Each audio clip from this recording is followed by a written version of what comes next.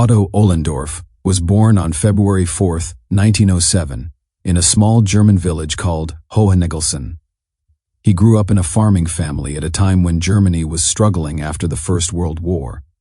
As a young man, he was very intelligent and interested in studying how societies and economies worked. He went to university and studied law and economics, attending schools in Göttingen and Leipzig. He was serious, disciplined, and ambitious, and he eventually earned a doctorate in law. At first, it seemed like he might have a career as a scholar or economist, but his life took a very different path. When he was only 18, Ohlendorf joined the Nazi Party. At that time, the party was small and radical, but it was growing quickly as people in Germany looked for stability and strong leadership after years of hardship. Joining the party opened the door to more opportunities, especially when Adolf Hitler came to power in 1933. Ohlendorf also joined the SS, a special branch of the Nazi movement that acted as both a police force and a personal guard for Hitler. Within the SS, he found a place where loyalty, organization, and intelligence were highly valued. His background in law and economics helped him stand out, and he began to rise through the ranks. By the mid-1930s, Ohlendorf was working in the SS's intelligence division, known as the Sicherheitsdienst, or SD. His job was to gather information about the mood of the German people, how they felt about the government, and how the economy was functioning. He was particularly focused on studying social and cultural trends inside Germany. He was very methodical in his work, producing reports that analyzed the German population almost like an experiment. These reports were used by Nazi leaders to control and influence society. Ohlendorf was deeply committed to the Nazi system, believing that it was his duty to serve the state above all else.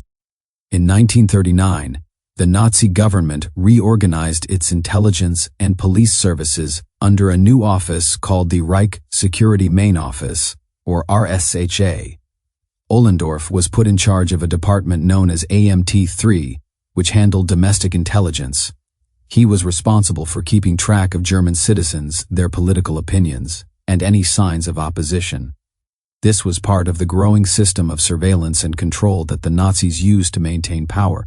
Even though he was not directly involved in combat or police raids at this point, Ohlendorf played an important role in helping the regime understand and manipulate its own people. Everything changed in 1941, when Germany invaded the Soviet Union. This invasion was not only a military campaign but also part of a much larger plan. The Nazis believed they were fighting a racial and ideological war, and they wanted to eliminate anyone they considered an enemy or inferior. To carry out this plan, special SS units called Einsatzgruppen were created. Their task was to move into newly conquered areas behind the front lines and carry out mass killings of Jews, Roma people, Soviet officials, and others. Ohlendorf, because of his rank and his experience in the SS, was appointed commander of Einsatzgruppe D, one of these killing units. Einsatzgruppe D operated mainly in southern Ukraine, Crimea, and other areas near the Black Sea. Under Ohlendorf's command, the unit carried out mass shootings that killed tens of thousands of people. His men rounded up entire communities of Jewish families, took them to remote areas, and shot them. Victims were often told they were being relocated or resettled, but instead they were taken to pits or ravines and executed. Ohlendorf insisted that the shootings be carried out in what he considered an orderly and humane way, but this was simply a way to make mass murder seem efficient. His leadership was cold, calculated, and bureaucratic. Historians estimate that under his command, at least 90,000 people were murdered. Ohlendorf regularly reported these killings to his superiors in Berlin, providing detailed records of how many people were shot and where. These reports show how systematic the genocide was. The murders were not random acts of violence, they were organized, documented, and justified through Nazi ideology. Ohlendorf's academic background made him particularly dangerous because he approached the task with the same precision he once used for economic studies. He believed he was carrying out a necessary duty to protect Germany from what he saw as racial and political threats. In 1942, Ohlendorf left his post in the Soviet Union and returned to Berlin. By this time, the mass killings were continuing across Eastern Europe under other commanders. Back in Germany, he resumed his role in the RSHA, once again focusing on intelligence and administration. He continued to climb the bureaucratic ladder and was soon promoted to the rank of SS Gruppenführer, a very high position within the SS. He also worked in the Ministry of Economics, helping to manage trade and planning as Germany's war situation worsened. Despite his involvement in the machinery of mass murder, Ohlendorf seemed to think of himself as a disciplined civil servant rather than a criminal. As the war turned against Germany, Ohlendorf remained loyal to the Nazi regime.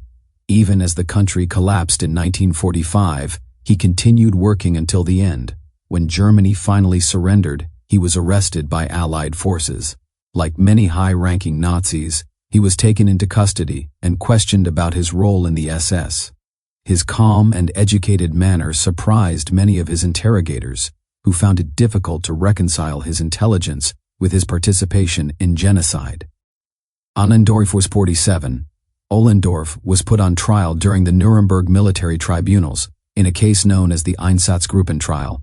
He was the main defendant, representing the commanders of the mobile killing units. During the trial, Ohlendorf admitted that his unit had killed around 90,000 people, but he claimed that he had only been following orders from higher authorities. He argued that if he had refused, he would have been executed himself. However, evidence showed that he had carried out his duties with enthusiasm and had often gone beyond what was required. He had personally overseen the organization of the shootings and had made sure they were carried out with strict discipline. The judges at Nuremberg rejected his defense. They ruled that following orders did not excuse mass murder. Ohlendorf was found guilty of crimes against humanity, war crimes, and membership in criminal organizations. He was sentenced to death in 1948. Even after his conviction, he remained calm and unrepentant. He claimed that he had acted out of loyalty to the state and that he still believed his actions were necessary for Germany's survival. To the end, he refused to accept moral responsibility for what he had done.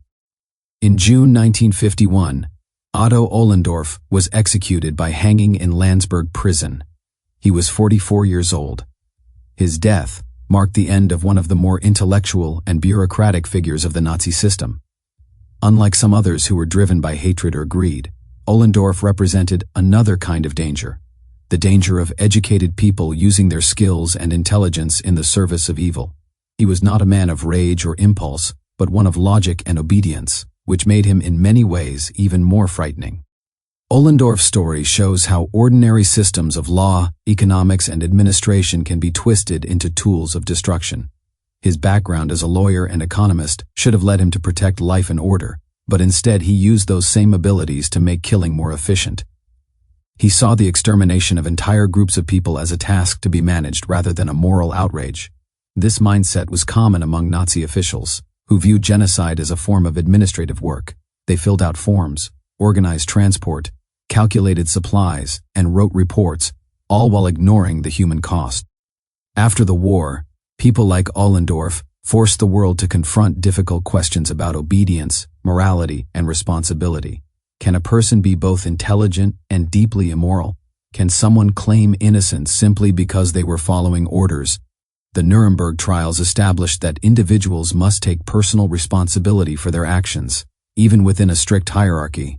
Ohlendorf's conviction helped define that principle in international law. Today, historians study Ohlendorf not because he was exceptional, but because he was typical of a certain kind of Nazi official, educated, organized, and completely devoted to the regime's goals. His life demonstrates that the Holocaust was not only carried out by fanatics or soldiers, but also by people who saw themselves as rational administrators. The combination of ideology, discipline, and bureaucracy created one of the most destructive forces in history. Thanks for watching. If you have a thought regarding Otto Ohlendorf, drop it in a comment below. If you enjoyed the video, don't forget to like and subscribe.